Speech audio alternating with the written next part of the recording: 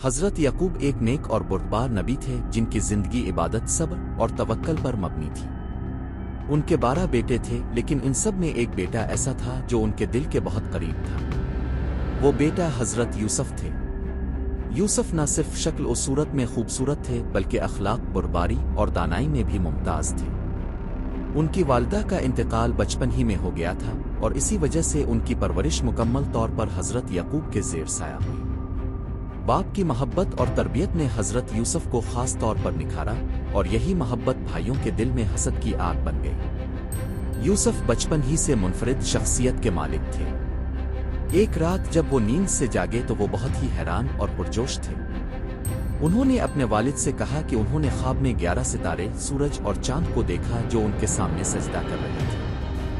حضرت یعقوب نے اس خواب کو بڑی توجہ سے سنا اور ان کے چہرے پر ایک ہلکی سی مسکراہٹ پھیل گئی، لیکن فوراً حضرت یوسف کو تنبیہ کی کہ وہ یہ خواب اپنے بھائیوں کو ہرگز نہ بتائیں، کیونکہ وہ پہلے ہی ان سے حسد کرتے ہیں اور اس خواب کو سن کر ان کے دل میں بغض مزید بڑھ جائے گا۔ حضرت یعقوب جانتے تھے کہ یہ خواب محض ایک عام خواب نہیں بلکہ ایک عظیم حقیقت کی طرف اشارہ ہے۔ وہ سمجھ گئے تھے کہ یوسف کا مقدر کچھ خاص ہے، لیکن بھائیوں کو یہ خاص بن ایک آنکھ نہ بھاتا تھا۔ وہ اکثر دیکھتے تھے کہ یعقوب کا جھکاؤ یوسف کی طرف ہے اور یہ چیز ان کے دلوں کو جلا دیتی تھی۔ حسد ایک ایسی آگ ہے جو اندر ہی اندر انسان کو کھا جاتی ہے اور یوسف کے بھائی بھی اسی آگ میں جلنے لگے۔ ایک دن وہ سب مل کر سازش میں مصروف ہوئے۔ انہوں نے فیصلہ کیا کہ یوسف کو راستے سے ہٹا دیا جائے تاکہ باپ کی محبت صرف ان کے لیے رہ جائے۔ شروع میں انہوں نے قتل کا ارادہ کیا، لیکن پھر ان میں سے ایک نے کہا کہ قتل نہ کریں بلکہ اسے کسی دور دراز کنویں میں ڈال دیں تاکہ کوئی قافلہ آئے اور اسے لے جائے۔ اس طرح نہ تو خون بہے گا اور نہ ہی الزام ہم پر آئے گا۔ انہوں نے اپنے والد سے جھوٹ بولا کہ وہ یوسف کو ساتھ لے جانا چاہتے ہیں تاکہ کھیل کود میں حصہ لیں اور کچھ وقت خوشگوار گزاریں۔ حضرت یعقوب دل میں تو مطمئن نہ تھے، لیکن بیٹوں کے اصرار پر اجازت دے دی۔ وہ جانتے تھے کہ یوسف کمزور ہے اور بھائیوں کے ارادے ناپاک ہو سکتے ہیں، لیکن اللہ پر بھروسہ کرتے ہوئے اجازت دی۔ بھائیوں نے یوسف کو جنگل میں لے جا کر ایک گہرے کنویں میں پھینک دیا۔ پھر ان کی قمیص پر جھوٹا خون لگا کر روتے ہوئے باپ کے پاس پہنچے اور کہنے لگے کہ یوسف کو بھیڑیا کھا گیا۔ حضرت یعقوب نے قمیص دیکھی تو دل میں جان گئے کہ یہ جھوٹ ہے، کیونکہ قمیص پر کوئی پھاڑا نشان نہیں تھا۔ وہ صبر کا دامن تھامے رہے اور آنکھوں سے بہنے والے آنسوؤں کو دل کی گہرائی میں دبا لیا۔ دوسری طرف یوسف کنویں کے اندھیرے میں تنہا تھے، لیکن ان کا دل اللہ کی یاد سے منور تھا۔ وہ نہ گھبرائے نہ روئے بلکہ مکمل توکل کے ساتھ اللہ کی مدد کے منتظر رہے۔ کچھ ہی دنوں میں ایک قافلہ اس جگہ سے گزرا۔ انہوں نے پانی کے لیے ڈول ڈالا تو یوسف اس میں آ گئے۔ قافلہ والوں نے انہیں قیمتی مال سمجھ کر مصر لے جا کر بیچ دیا۔ یوسف کو وہاں کے بادشاہ کے وزیر خزانہ نے خرید لیا۔ اس کا نام عزیز مصر تھا۔ عزیز مصر نے یوسف کو اپنا بیٹا بنا لیا اور ان کی تربیت کا ذمہ لیا۔ وقت گزرتا گیا اور یوسف حسن دانائی اور بردباری میں اور بھی نکھرتے گئے۔ ان کی خوبصورتی ایسی تھی کہ ہر دیکھنے والا مبہوت ہو جاتا، لیکن آزمائش ابھی باقی تھی۔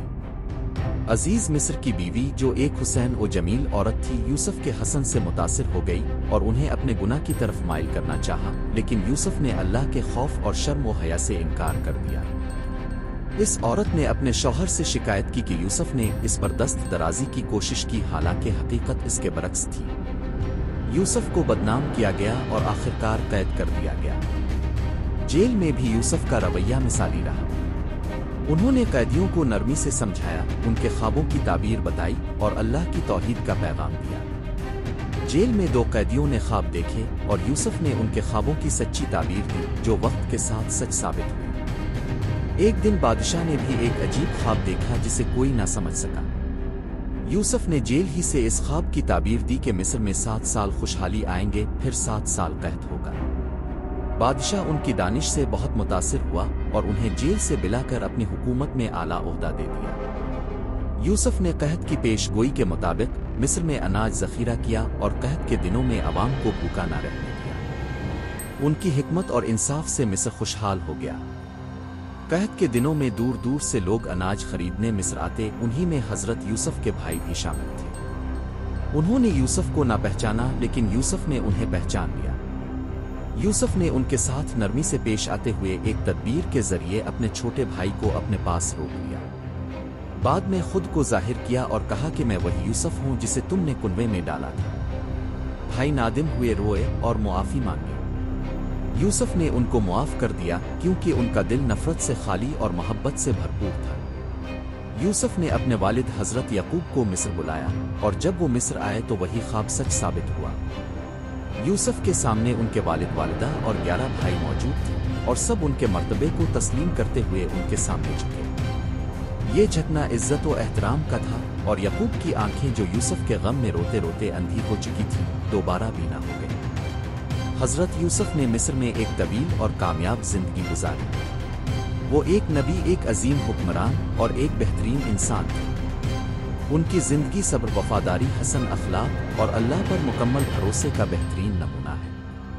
یہ کہانی ہمیں سکھاتی ہے کہ انسان پر چاہے کتنی بھی مشکلات آ جائیں، اگر وہ اللہ پر بھروسہ رکھے، سچ پر قائم رہے اور صبر کا دامن نہ چھوڑے تو کامیابی اس کے قدم چومتی ہے۔ حضرت یوسف کی زندگی ایک ایسا آئینہ ہے جس میں ہم اپنی زندگی کے ہر پہلو کو دیکھ سکتے ہیں اور راہ ہدایت پا سکتے ہیں۔